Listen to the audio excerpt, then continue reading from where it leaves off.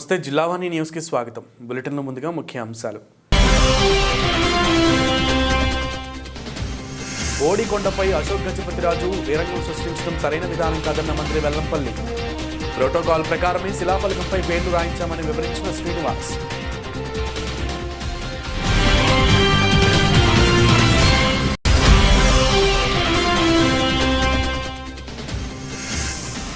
అనకాపల్లిలో YSR cricket cup టోర్నమెంట్ను ప్రారంభించిన MLA Gudivada. క్రీడలతో యువత ఉన్నత స్థాయికి చేరుకోవాలని పిలుపునిచ్చిన అమర్నాథ్.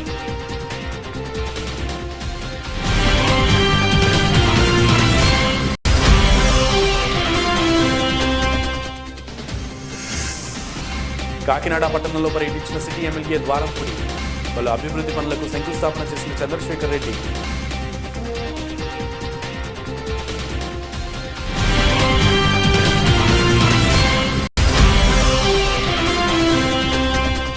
బైక్లు దొంగతనాలు చేస్తున్న అంతర్రాష్ట్ర దొంగను అరెస్టు చేసిన రావులపాలెం పోలీసులు. 14 మోటార్ సైకిళ్లను స్వాధీనం చేసుకున్నట్లు వెల్లడించిన సిఐ వెంకటనారాయణ.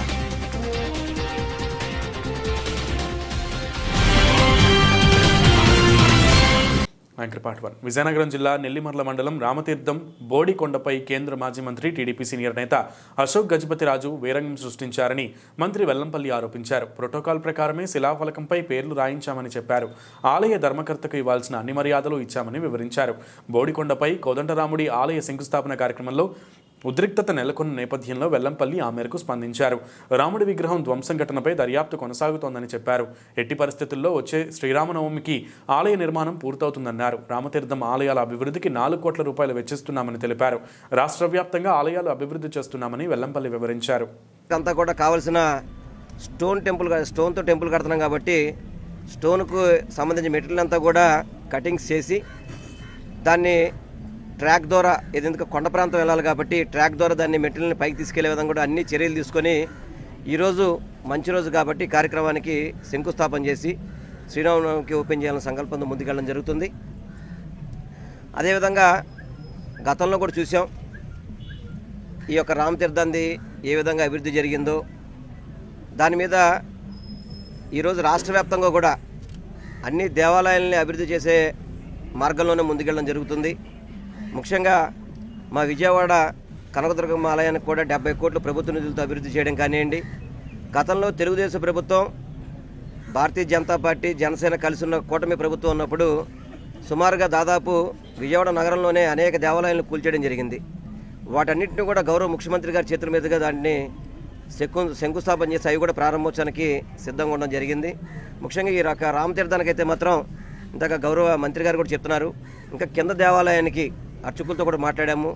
కింద దేవాలయం ఫ్లోరింగ్ కానివ్వండి, యాగశాల కానివ్వండి, అదేవిధంగా ఆశీర్వాద మండపం కానివ్వండి, ఇట్లా ప్రస్తుతానికి ఇవన్నీ కూడా శాంక్షన్ చేసి ఇంకా ఈ అభివృద్ధికి ఏదైనా కావాలనుకున్నా కానీ దాన్ని ముందుకు తీసుకెళ్లే విధంగా ఈ ప్రభుత్వం, ఈ దేవాదాయ శాఖ పనిచేస్తుందని చెప్పని మీ అందరికీ కూడా తెలియపరచుకుంటూ, అదేవిధంగా ఇవాళ ఉదయం నుంచి చాలామంది మీరందరూ కూడా చూశారు. ఇదంతా కూడా మీరు ఆల్మోస్ట్ అందరూ మీడియాలో ఉన్నారు, ఏం జరిగిందో చూశారు. ఇప్పుడు ఆలయ ధర్మకర్తగా ఆయనకి ఇవ్వాల్సిన గౌరవం, ఈ యొక్క కార్యక్రమానికి ఇన్వైట్ చేయడానికి మా ఈఓ గారు కానీ ప్రధాన అర్చకులు ఇద్దరు కూడా వెళ్ళి ఇన్వైట్ చేయడం జరిగింది.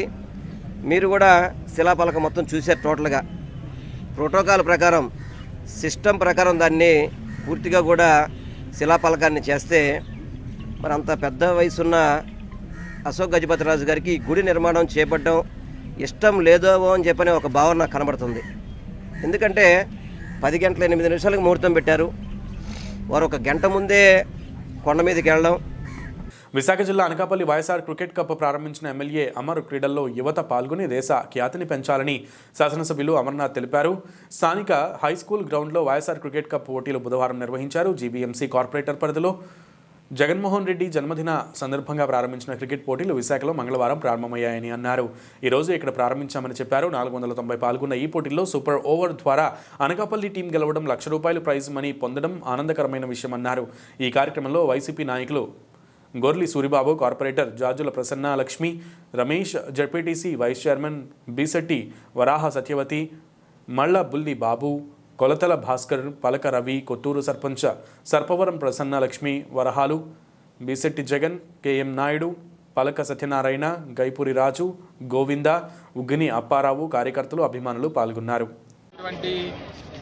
వైఎస్ఆర్ కప్ ఏదైతే ఉందో గడిచినటువంటి సంవత్సరం 440 పైచిలకు టీములు రావడం, ఈ సంవత్సరం దాదాపు 490 టీములతో ప్రారంభమైనటువంటి టోర్నమెంట్ నిన్ననే గౌరవ పెద్దలు విజయసాయి రెడ్డి గారు గౌరవ ముఖ్యమంత్రి జగన్మోహన్ రెడ్డి గారి జన్మదినోత్సవం పురస్కరించుకొని ప్రారంభించినటువంటి కప్పు దాదాపు 490 టీంలు, 7,500 మంది పైచిలకు ప్లేయర్లు.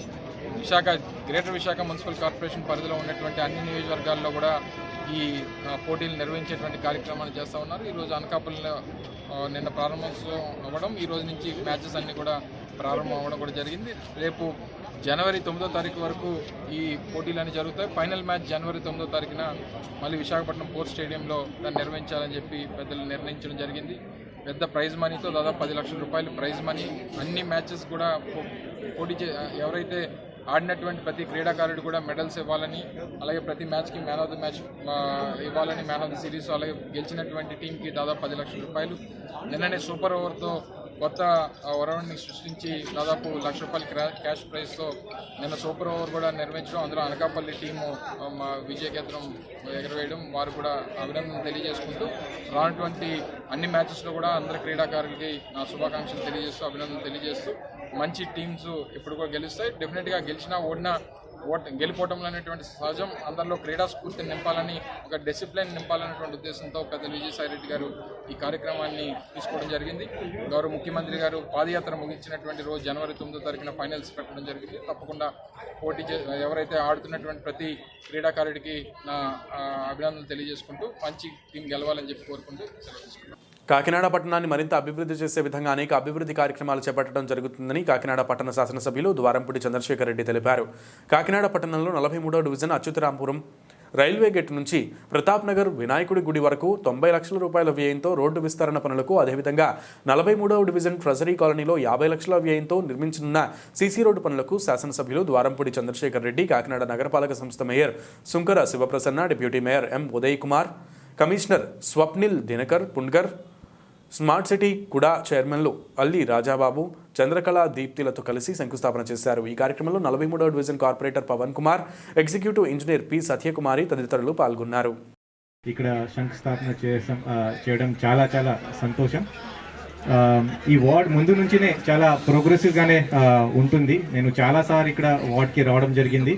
ఈ హోమ్ కంపోస్టింగ్ కానీ, ప్లాంటేషన్ కానీ, తర్వాత స్వచ్ఛ సర్వేక్షణలో కూడా ఈ వార్డ్ నుంచి మనకి చాలా మంచి సపోర్ట్ వచ్చింది. సో దీనికోసం చాలా చాలా అంటే మీకు అందరికీ థ్యాంక్స్ అండి. ఇలాంటి ప్రోగ్రెస్ మీరు మిగతా కూడా ఏరియాలో చూపించాలని అందరికీ రిక్వెస్ట్ చేస్తున్నాను. దీంతో పాటు మన కాకినాడ మున్సిపల్ కార్పొరేషన్ నుంచి ప్లాస్టిక్ నిషేధం, ప్లాస్టిక్ బ్యాన్ కూడా మనం స్లోగా మనం చేస్తున్నాము. దయచేసి ప్రతి ఒక్కరు ప్లాస్టిక్ వాడడం దయచేసి తగ్గించండి. ప్లాస్టిక్ మనకి చాలా చాలా హానికరం ఉంది కాబట్టి ప్లాస్టిక్ క్యారీ బ్యాగ్ కానీ, ప్లాస్టిక్ స్ట్రాస్ కానీ దయచేసి మీరు వాడకూడదు. క్లాత్ బ్యాగ్స్, ఈ బట్టలతో ఈ స్టిచ్ చేసిన క్లాత్ బ్యాగ్స్ మీరు దయచేసి మీరు వాడండి.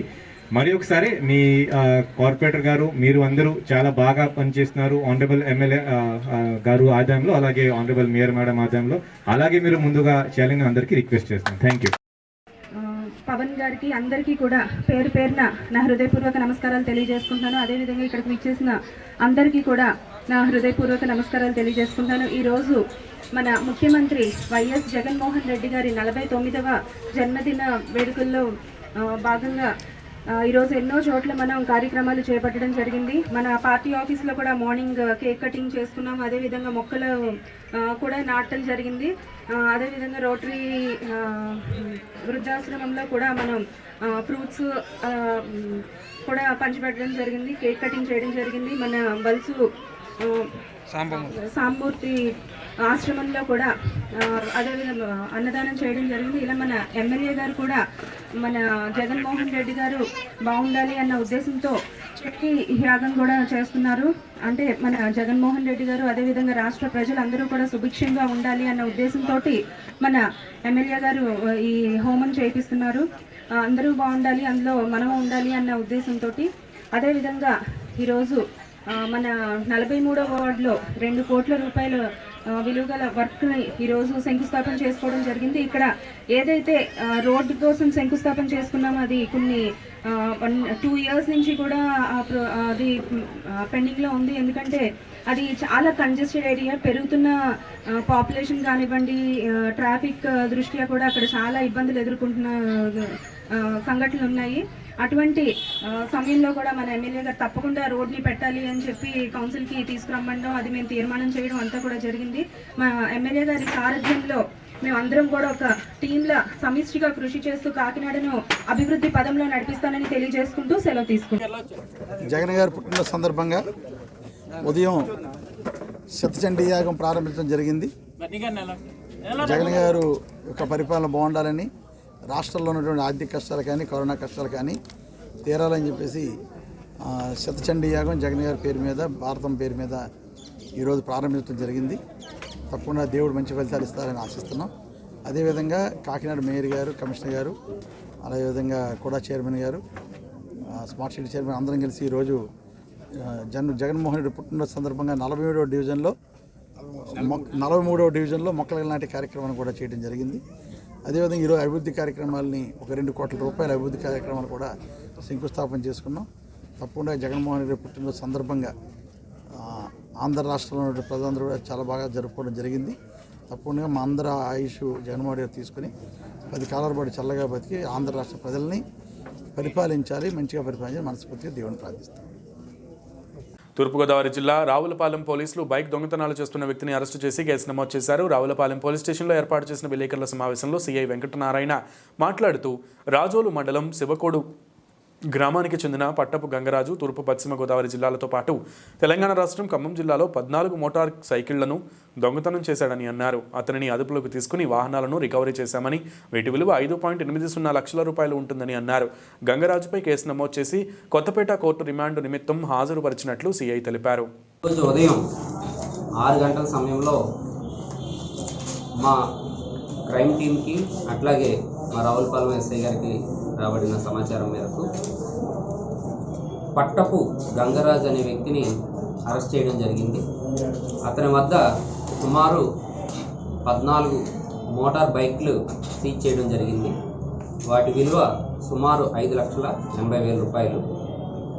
అతను మన తూర్పుగోదావరి జిల్లాలోనే కాకుండా పశ్చిమ గోదావరి, కృష్ణా జిల్లాలో కూడా ఈ బైక్ దొంగతనాలు చేయడం జరిగింది. వాటన్నిటిని కూడా రికవరీ చేయడం జరిగింది. అలాగే ఇతను మన రాష్ట్రంలోనే కాకుండా తెలంగాణ రాష్ట్రంలో ఖమ్మం జిల్లాలో కూడా ఇతను నేరాలు చేయడం జరిగింది. ఇతని మీద సుమారు 14 కేసులు ఇప్పటికే నమోదు చేయడం జరిగింది. ఇతని వద్ద ఈ 14 బైకులు రికవరీ చేసి ఈరోజు అతన్ని రిమాండ్ పంపడం జరుగుతుంది. విశాఖ ఏజెన్సీ చింతపల్లి మండలం లంబసింగి GTW బాలుర ఆశ్రమ పాఠశాలలో ప్రధానోపాధ్యాయులు పర్మనెంట్ వార్డెన్ లేనందున ఇన్ఛార్జ్ వార్డెన్ బాధ్యతలకు అక్కడి టీచర్స్కి అర్హత ఉన్నా ఎవరికీ అప్పగించకుండా అన్నీ తానే విద్యార్థులకు ఉడకని కూరలు పెడుతున్నారని, ఆదివారం మంగళవారం చికెన్ పెట్టాల్సి ఉన్నా పెట్టకుండా రాత్రి సమయంలో ప్రతిరోజు గుమ్మడికాయ కూర ఉడకని కూర పెడుతున్నారని, హాస్టల్ విషయాలు విద్యార్థులు ఎవరైనా బయటవారికి చెబితే టీసీ ఇచ్చేస్తానని బెదిరించడం వల్ల పిల్లలు భయపడుతున్నారని తెలుస్తోంది. విద్యార్థులు మొత్తం 340 మందికి గుమ్మడికాయ మార్కెట్లో ఒక కాయ 50 రూపాయలు, 6 కాయలకు 300 రూపాయలు రోజు కూర మెను ఇది.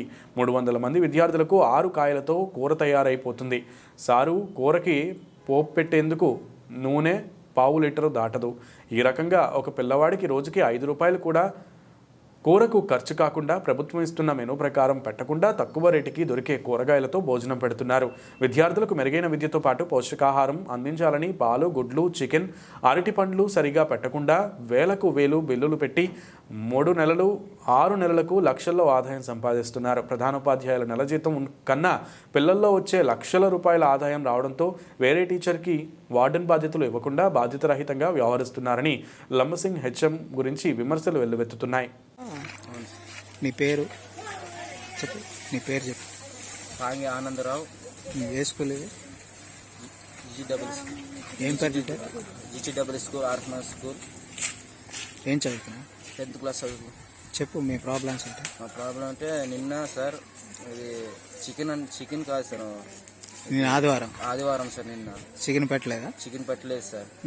గుడ్డున మిల్లిమిక్కర్ కలిపేసి వండి ఇచ్చారు సార్. అదే తినలేము, ఏం చేయలేము సార్. గుడ్డు కూడా అది వేపుడు చేసి ఇస్తుంది కదా సార్. అక్కడ సాంబార్లో కలిపినట్టు మామూలు గుడ్డు ఇలా ఉడకబెడతాం సార్, అలాగుంది సార్. వేపుడు చేసి అయినా ఇస్తే బాగుండు. మిల్లిమిక్కర్ దాని మీద కలిపేసారు. మిల్లిమిక్కర్ కూడా వేపుడు లేదు, అలా ఉంది సార్. గుమ్మడి కూడా రాత్రి పూట పెడుతున్నారు సార్. అది కూడా గుమ్మడ ఉడకట్లేదు సార్. ఆ పప్పు సరిగా ఉడకట్లేదు సార్. మళ్ళీ ఉప్పు ఎక్కువ వేసేస్తున్నారు సార్. అందరూ తినలేకపోతున్నారు సార్. మళ్ళా ఈరోజు అన్నం కొంచెం ఉడికింది సార్. 2 రోజులు 3 రోజులు లాగా ఉంటే మళ్ళా ఉడకకుండా అలాగే పెట్టేస్తున్నారు. టిఫిన్ కూడా అలాగే సరిగా ఏదో ఉడకని అన్నం పెడితే మరి కడుపు నొప్పులు లాంటివి వస్తాయి కదా? వస్తాయి సార్. చాలా మంది వచ్చేసి సార్, కొంచెం తగ్గుంది సార్ చాలా మంది. స్థానిక కేంద్రపాలిత ప్రాంతం యానాం నియోజకవర్గం వి కాంప్లెక్స్ వేదికగా ప్రజా సంస్థలు తమ పత్రికల ద్వారా తెలియజేస్తూ గురుతరమైన బాధ్యతలు నిర్వహిస్తున్న జర్నలిస్టుల సంక్షేమానికి కృషి చేస్తారని ఎమ్మెల్యే గొల్లపల్లి శ్రీనివాస్ అశోక్ పేర్కొన్నారు. మంగళవారం స్థానిక వినాయక కాంప్లెక్స్లో Yanam print and electronic media association నూతన కార్యవర్గ సమావేశానికి ముఖ్య అతిథిగా పాల్గొన్న ఎమ్మెల్యే ప్రసంగిస్తూ జర్నలిస్టుల ఎటువంటి ఒత్తిడి లేకుండా పాత్రికేయ వృత్తిని నిర్వహించడం అభినందనీయమని ఎమ్మెల్యే అశోక్ అన్నారు. నూతన కార్యవర్గం కాటంశెట్టి వీరభద్రరావు, కార్యదర్శిగా కాశీ గంగా ప్రసాద్, ఉపాధ్యక్షులుగా ఐ ప్రసాద్, కోశాధికారిగా మోయిన్ నవాజ్, సభ్యులు పి అశోక్ కుమార్, వీర వెంకట సత్యనారాయణ, దుర్గాబాబు, సత్యశంకర్ రెడ్డి మిగిలిన కార్యవర్గాన్ని ఆయన ఘనంగా సత్కరించారు. ఈ కార్యక్రమంలో వివిధ సంఘ పెద్దలు, నాయకులు, యూత్ అభిమానులు, కార్యకర్తలు, గొల్లపల్లి అభిమానులు పాల్గొన్నారు. దాన్ని తీసేసి మొత్తం దాన్ని వేరే రకంగా మార్చేశారు ఒక మున్సిపాలిటీ వార్డుల కింద. సో నా ఉద్దేశం ఏంటి అంటే వాళ్ళకి ఎటువంటి స్కీమ్స్ ఉండవు సార్. మీరు ఎక్కడో 900 కిలోమీటర్ల దూరంలో ఉన్న మా వాళ్ళని ఎంక్వైరీ చేసి రావడానికి ఈ లోపల మీకు అక్కడ గట్టిగా వరదలు వచ్చేసినాయి, అది చూపించుకోవడానికి దానికి దీనికి కంపేర్ చేయొచ్చు సార్. ఎప్పుడో ఇలాంటి ఒక నేచురల్ కలామిటీ వస్తుంది మాకు. అందరూ కూడా అన్ని రకాలు కూడా నలిగిపోయి ఉన్నారు. ప్రతి రూపాయి వాళ్ళకి ఎంత పర్సెంటేజ్ వస్తుందో అంతా కూడా వాళ్ళకి చేతిలో చూడండి అని చెప్పి ప్రతి ఒక్కరిని రిక్వెస్ట్ చేసి మనం డబ్బులు తీసుకురావడం జరిగింది. ఈరోజు మనం ఒక సీఎం పైన గెలుచున్నా కూడా ఆయన పైన మనకి ఎటువంటి ఉద్దేశం లేదు, వేరే ఏ రకమైన లేదు. మనం ఇక్కడ మన హక్కులు కాపాడుకోవడానికి నన్ను నిలబెట్టారు. మనం దాన్ని ఆయనకు కూడా నేను వెళ్ళి చెప్పడం జరిగింది. సార్ మీరు మీద మాకు ఎటువంటి ఉద్దేశం లేదు సార్, కాకపోతే ఒకప్పుడు 20 ఏళ్ల క్రితం ఇలాగే మా నాన్నగారు సీఎం పై నుంచున్నారు. ఆ రోజు ప్రజలకి అందరికీ చెప్పి చూశారు. ఈ రోజు 20 సంవత్సరాలు బాధపడ్డాం మేము. ఇటువంటి పరిస్థితి మళ్ళీ మా ఊరికి రాకూడదు అనే తప్ప ఎవరిపైన ఎటువంటి ఉద్దేశం లేదు. నేను నాకు అపోనెంట్ అనుకునే వ్యక్తినే నేను ఈ రోజుకి ఒక మాట అనలేదు. కానీ అసలు ఎవరి గురించి తప్పుగా మాట్లాడే ఉద్దేశం లేదు, నాకు అవసరం కూడా లేదండి. మా టార్గెట్ ఒకటి యాన ఒక అభివృద్ధి. దాని అవకాశం ఏదైతే మాట్లాడుకునే సభలో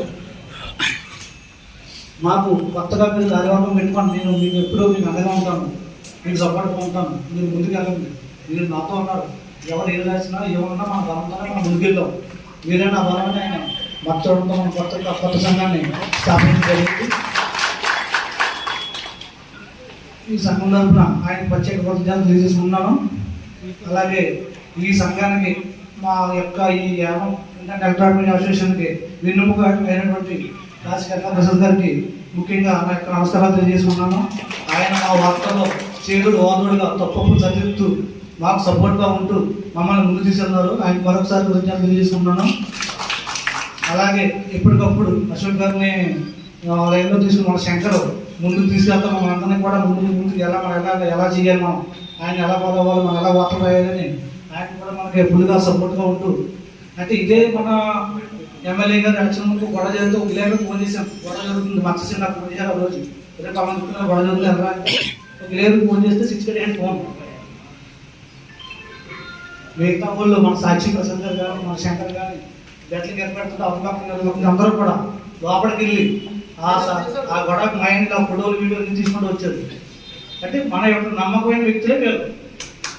అంటే నమ్మించి మనం పనిచేసి ఆ టైప్ నిజంగా స్వచ్ఛమైన మనసుతో.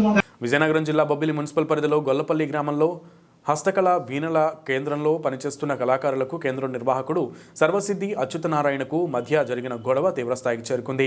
కాస్త వివరాల్లోకి వెళితే ఆంధ్రప్రదేశ్ అవతరణ దినోత్సవం సందర్భంగా నవంబర్ 1న బొబ్బిలి వీణ కళాకారులను ప్రభుత్వం గుర్తించి వీణలు తయారీ కేంద్రానికి YSR life time achievement award ప్రకటించింది. దీనికి బహుమతిగా 10 లక్షల రూపాయల నగదు ప్రశంసాపత్రాన్ని ముఖ్యమంత్రి జగన్మోహన్ రెడ్డి చేతుల మీదుగా తాడేపల్లి క్యాంపు కార్యాలయంలో కేంద్రం నిర్వాహకుడు సర్వసిద్ధి అచ్యుతనారాయణకు అందజేశారు.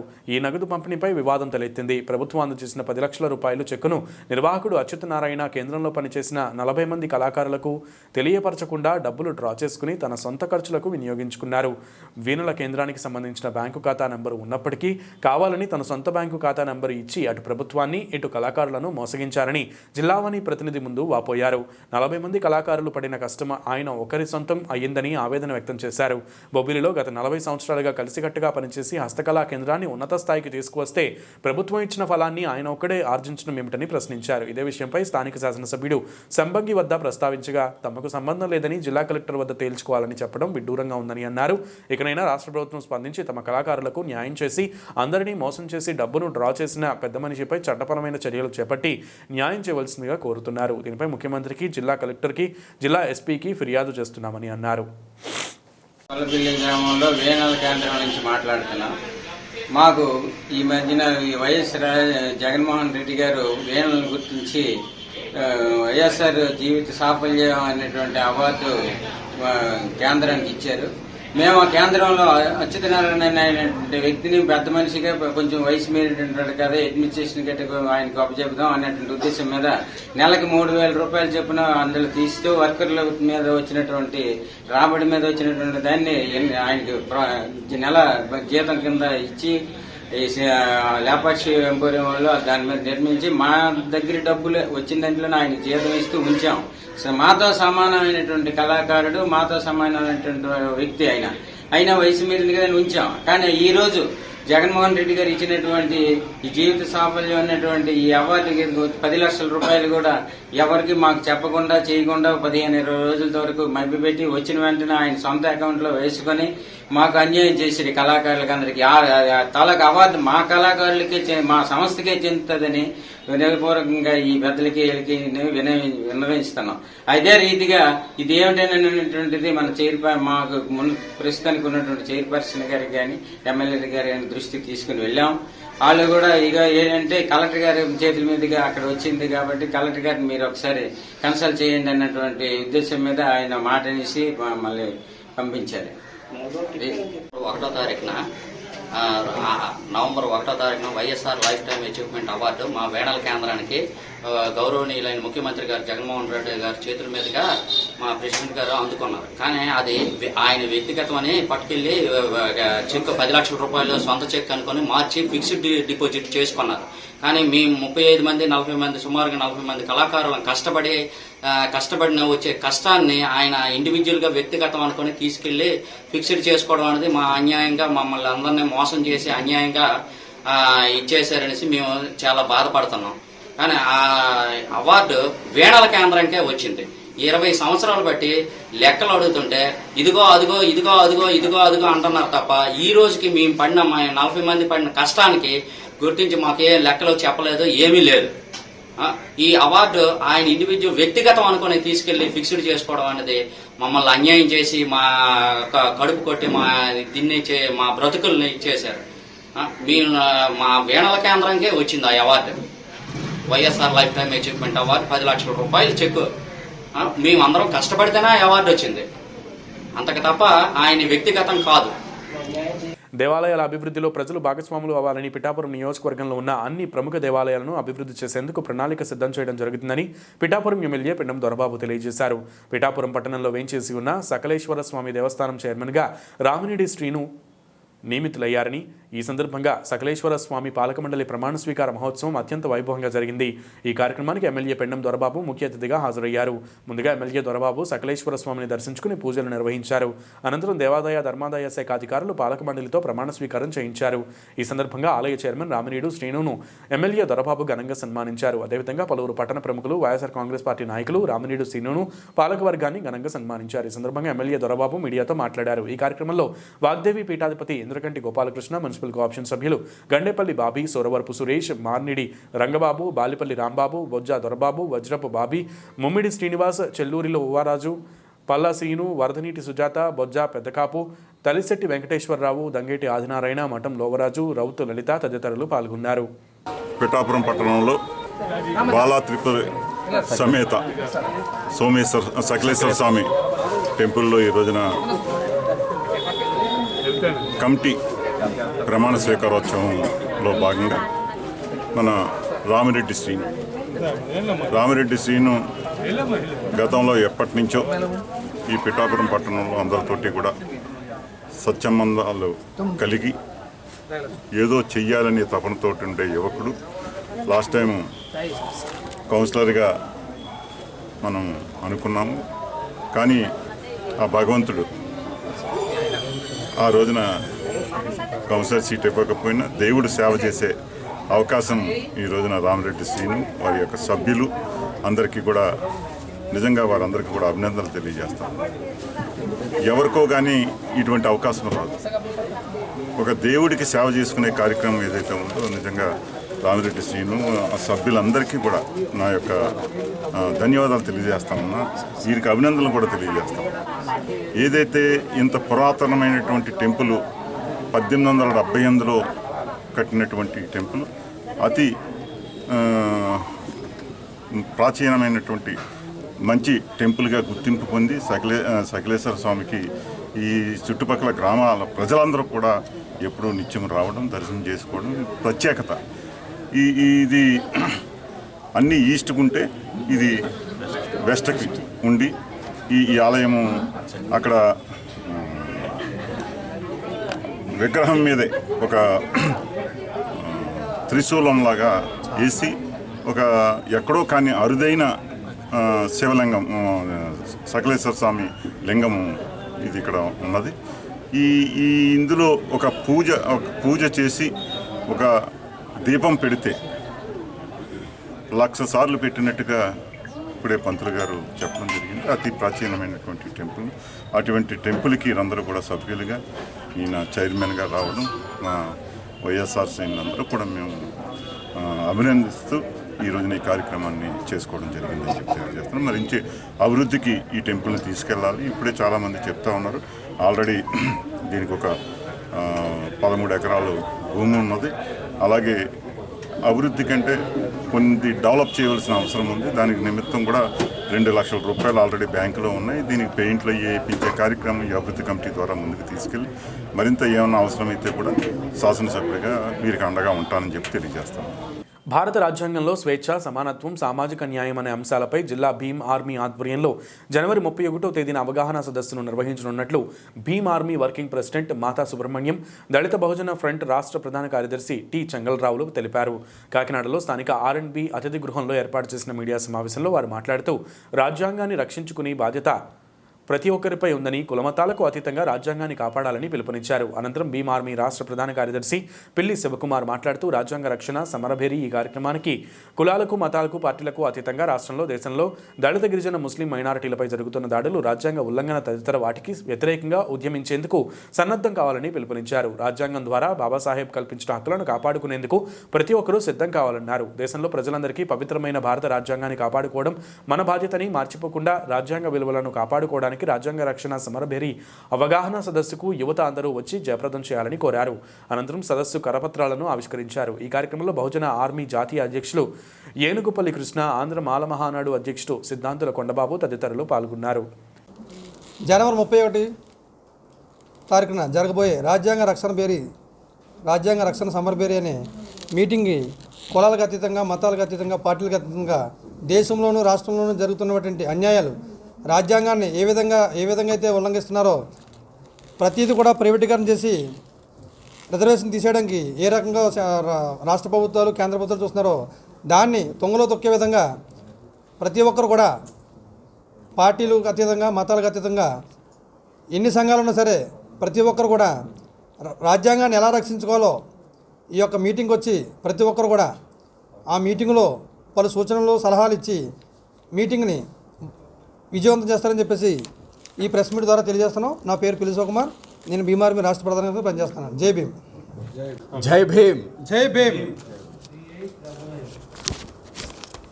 రాజ్యాంగ రక్షణ సమరభేరి ఈ కార్యక్రమానికి సంబంధించి ఈరోజు కరపత్రాన్ని ఆవిష్కరించే కార్యక్రమం జరుగుతుంది. మరి ఈ కార్యక్రమానికి వచ్చిన పత్రికా ప్రతినిధులకి, మీడియా మిత్రులకి, తోటి జిల్లా నాయకులు, రాష్ట్ర నాయకులు, మరి ఏనుగుపల్లి కృష్ణ, అలాగే ప్రధానంగా మరి భీమ్ ఆర్మీ రాష్ట్ర నాయకులు పిల్లి శివకుమార్ గారు, మరి ఈ కార్యక్రమాన్ని నిర్వహిస్తున్నటువంటి సుబ్బుబాయ్, వీళ్ళందరూ మాల మహానాడు రాష్ట్ర అధ్యక్షుడు కొండబాబు గారు, వీళ్ళందరి ఆధ్వర్యంలో ఈరోజు మరి రాజ్యాంగ రక్షణ సమరభేరి సంబంధించిన కరపత్రాన్ని విడుదల చేస్తున్నాం. మరి రాజ్యాంగ రక్షణ సమరభేరి అంటే దాంట్లోనే రాజ్యాంగ రక్షణ అనేది ఉంది.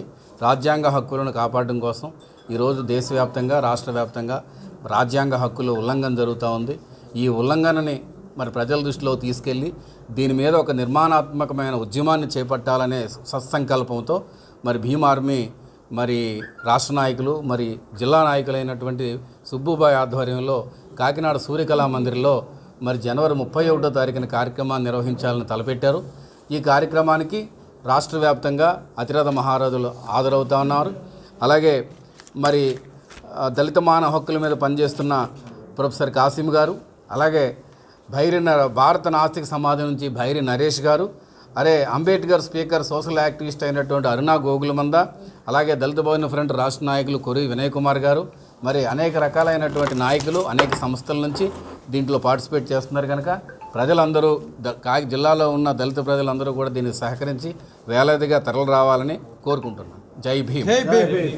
విశాఖ అరకులోయలో ఆంధ్రప్రదేశ్ రాష్ట్ర ముఖ్యమంత్రి వైఎస్ జగన్మోహన్ రెడ్డి జన్మదిన వేడుక స్థానిక ఎమ్మెల్యే శెట్టి పాల్గొన్న ఆధ్వర్యంలో ఘనంగా నిర్వహించారు. ఈ సందర్భంగా స్థానిక 4 రోడ్ల కూడలిలో గల వైఎస్ రాజశేఖర రెడ్డి విగ్రహానికి పూలమాలలు వేసి అనంతరం వైఎస్ జగన్మోహన్ రెడ్డి చిత్రపటానికి పాలాభిషేకం చేసి జన్మదిన శుభాకాంక్షలు తెలుపుతూ కేక్ను కట్ చేశారు.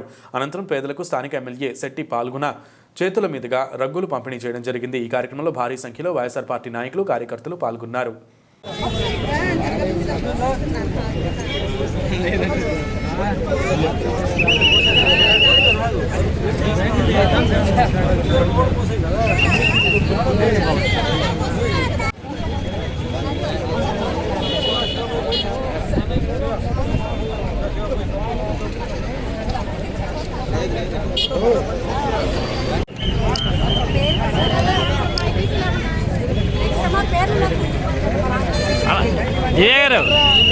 కాకినాడ భోగి గణపతి పీఠం ఆధ్వర్యాన ధనుర్మాస సంకష్ట హర చతుర్థి సందర్భంగా సముద్రునికి కోటి ఒత్తులతో శ్రీకృష్ణు అఖండ హారతి కార్యక్రమం అత్యంత వైభవంగా జరిగింది. సుప్రభాత వేళ పసుపు గణపతితో సన్నాయి మంగళవాయిద్యాల నడుమ నగర సంకీర్తన చేపట్టి చతుర్థి పారాయణ ముత్తైదువలకు దంపతుల తాంబూలాలు ప్రదానం చేశారు. ఇక అనంతరం సముద్ర తీరంలో సముద్రునికి పూజాధికాలు పూర్తి చేసి కోటి ఒత్తుల అఖండ హారతితో సమారాధన నిర్వహించారు. సామూహిక విష్ణు సహస్ర నామ పారాయణతో అఖండ జ్యోతి ప్రజ్వలన జరిగింది. గణేష్ ఆరాధకులు ఓం జెండాలు చేపట్టి జయ జయ భక్తి నినాదాలతో సంకీర్తన కొనసాగించారు. ఈ సందర్భంగా పీఠం వ్యవస్థాపక ఉపాసకులు దోసర్లపూడి రమణరాజు, వరలక్ష్మి దంపతులు మాట్లాడుతూ ఆధ్యాత్మిక ఆరాధనలో ప్రకృతిని పరిరక్షించుకుని ధర్మాన్ని పాటించుకోవాల్సిన వలలో లోక కళ్యాణాన్ని సాధించవచ్చనన్నారు. ప్రకృతి విపత్తుల నివారణను సముద్రునికి ధనుర్మాసంలో విష్ణుహారతి అందించడం హైందవ సంస్కృతిలో భాగమన్నారు. పీఠంలో చతుర్థి చంద్రోదయ వేళ గోవిందనామాలతో దీపాలంకరణ ఏర్పాట్లు కొనసాగించారు.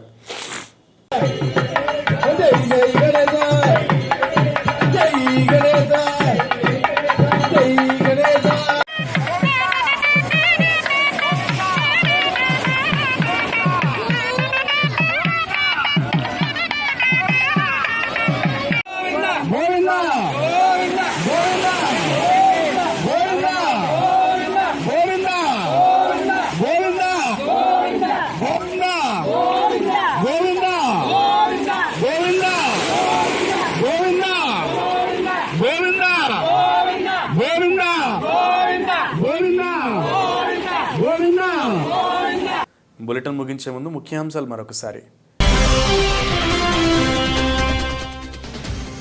ఓడికొండపై అశోక్ గజపతిరాజు వీరంగం సృష్టించడం సరైన విధానం కాదన్న మంత్రి వెల్లంపల్లి.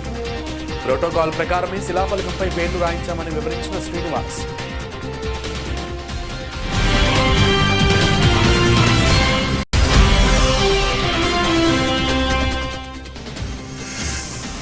అనకాపల్లిలో వైఎస్ఆర్ క్రికెట్ కప్ టోర్నమెంట్ను ప్రారంభించిన ఎమ్మెల్యే గుడివాడ.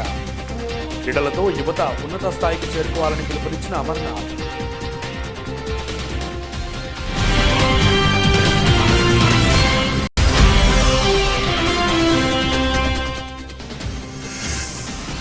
కాకినాడ పట్టణంలో పర్యటించిన సిటీ ఎమ్మెల్యే ద్వారంపూడి.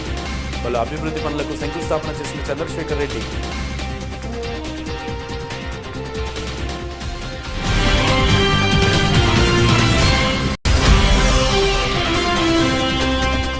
బైక్లు దొంగతనాలు చేస్తున్న అంతర్రాష్ట్ర దొంగను అరెస్టు చేసిన రావులపాలెం పోలీసులు. 14 మోటార్ సైకిళ్లను స్వాధీనం చేసుకున్నట్లు వెల్లడించిన సిఐ వెంకటనారాయణ.